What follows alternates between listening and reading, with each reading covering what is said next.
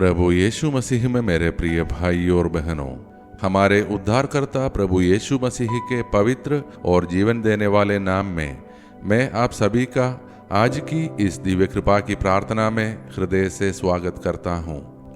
आज 18 अप्रैल शनिवार ईस्टर के दूसरे सप्ताह में हम एक बार फिर परमेश्वर की पवित्र उपस्थिति में एकत्र हुए हैं ताकि हम अपने दिन की शुरुआत एक नई आशा, एक नए समर्पण और एक नए उद्देश्य के साथ प्रभु के साथ करें। प्रिय भाई और बहनों, आज हम अपने जीवन को देके हम जीवित हैं, हम सुरक्षित हैं, हमारे पास एक और दिन है। यह सब परमेश्वर की कृपा है। आज हम यह भी समझे कि हमारा जीवन केवल अपने लिए नहीं है बल्कि सेवा के लिए है। आज का दिन हमें बुलाता है परमेश्वर की इच्छा को समझने के लिए और उस बुलाहट में चलने के लिए। आइए हम अपने दिलों को तैयार करें और आज का हमारा मनन का वचन को हम ध्यानपूर्वक सुने। आज का हमारा मनन का वचन प्रेरित चरित्र से लिया गया है, अध्याय 6 पद संख्या 1 से 7। उन दिनों शिष्यों की संख्या बढ़ रही थी और यूनानी यहूदियों ने शिकायत की कि उनकी विधवाओं की उपेक्षा हो रही है।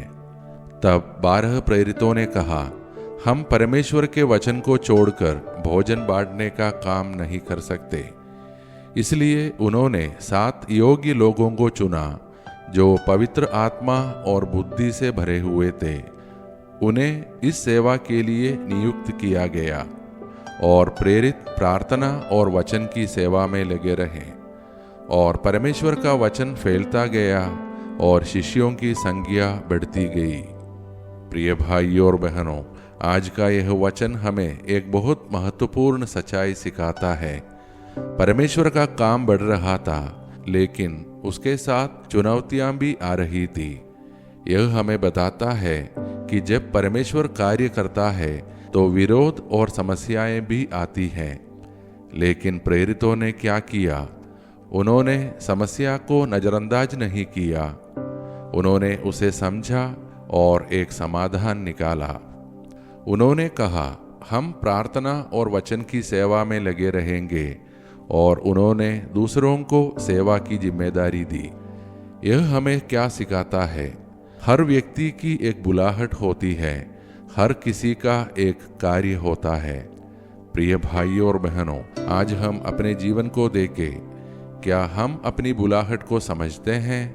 क्या हम परमेश्वर के लिए सेवा कर रहे हैं? सेवा केवल बड़े कामों में नहीं है, सेवा छोटे छोटे कार्यों में भी है। किसी की मदद करना, किसी के लिए प्रार्थना करना, किसी को प्रोत्साहित करना, यह सब परमेश्वर की सेवा है। और सबसे सुंदर बात, जब सबने मिलकर सेवा की तब कलीसिया बढ़ी।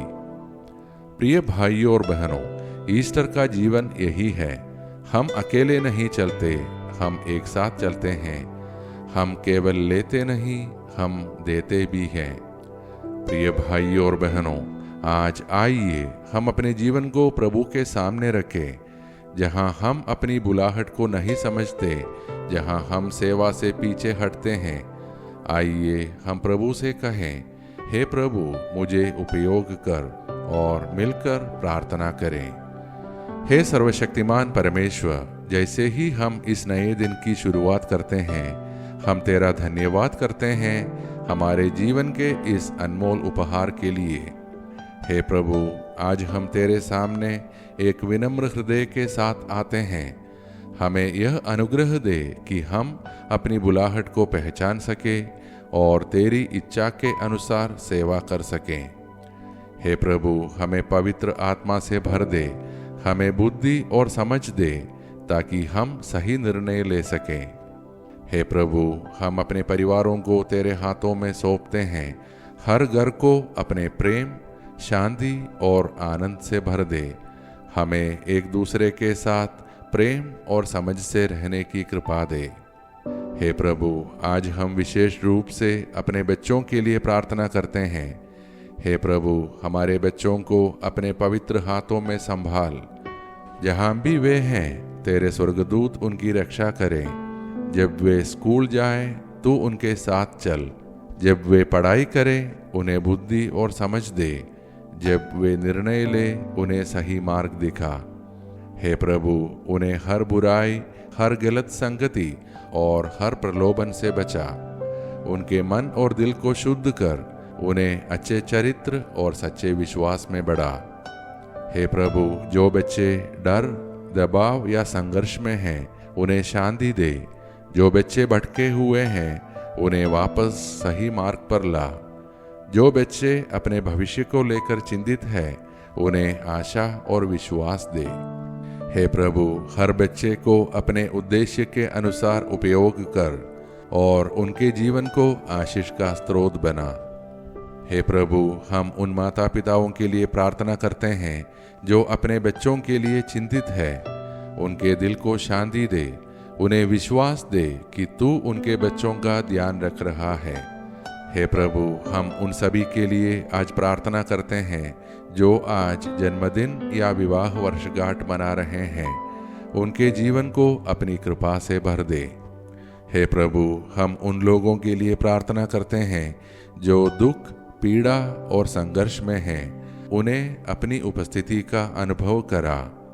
हे प्रभु, हम बीमारों के लिए प्रार्थना करते हैं। जो शरीर से बीमार है उन्हें चंगा कर। जो मन से परेशान है उन्हें शांति दे। जो आत्मा से थके हुए हैं उन्हें नई शक्ति दे। हे प्रभु, अपने पवित्र नाम में उन्हें पूर्ण चंगाई प्रदान कर। हे प्रभु, हमें हर दुर्घटना, हर बीमारी और हर बुराई से बचा और हमें अचानक और असामयिक मृत्यु से सुरक्षित रख। हे प्रभु, हम अपने देश और पूरे विश्व के शासकों, अधिकारियों और नेताओं को तेरे हाथों में सौंपते हैं। उन्हें बुद्धि और समझ दे ताकि वे न्याय और सत्य के मार्ग पर चले।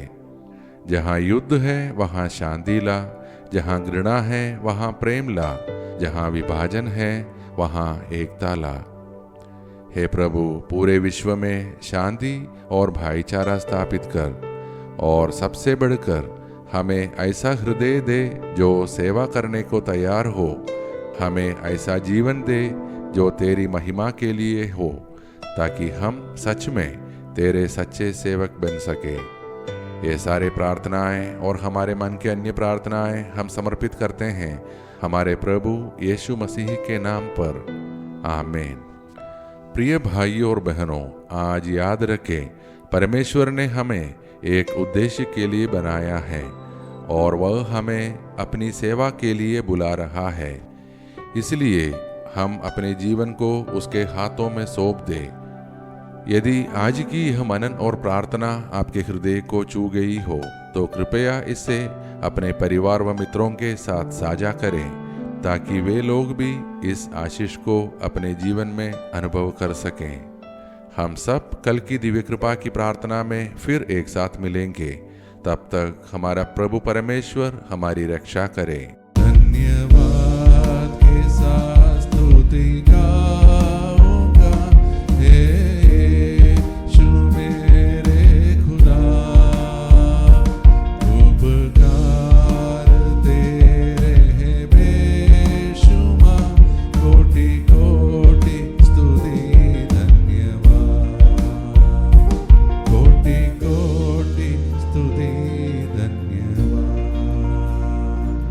कोटि